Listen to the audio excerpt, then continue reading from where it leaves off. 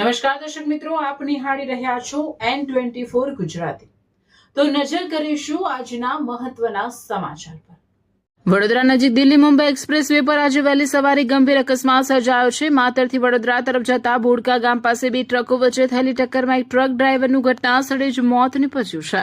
આજરોજ તારીખ 19/5/2026 રોજ સવારે અંદાજે 7:30 વાગ્યાના અરસામાં દિલ્હી મુંબઈ એક્સપ્રેસ વે પર માતરથી વડોદરા તરફ જતા બોડકા ગામ નજીક એક ટ્રક પાછળ બીજી ટ્રક ધડાકાભેર ઘૂસી જતા ગંભીર અકસ્માત સર્જાયો હતો। અકસ્માતની જાણ કરજણ ફાયર વિભાગને થતાં ટીમ તાત્કાલિક ઘટના સ્થળે પહોંચી હતી। પાછળની ટ્રકમાં ડ્રાઈવર કેબિનમાં ફસાઈ ગયો હતો।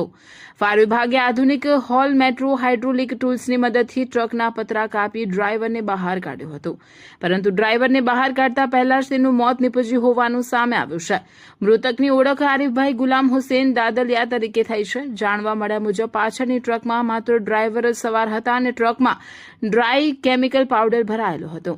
ઘટના સ્થળે પોલીસ પહોંચી વધુ તપાસ હાથ ધરી છે। મૃતદેહને 108 એમ્બ્યુલન્સ મારફતે કરજણ હોસ્પિટલ ખાતે ખસેડવામાં આવ્યો છે।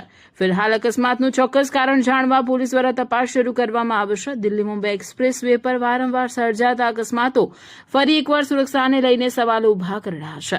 રિપોર્ટર શાહનવાઝ દિવાન, કરજણ, N24 ગુજરાતી ન્યૂઝ, ભરૂચ।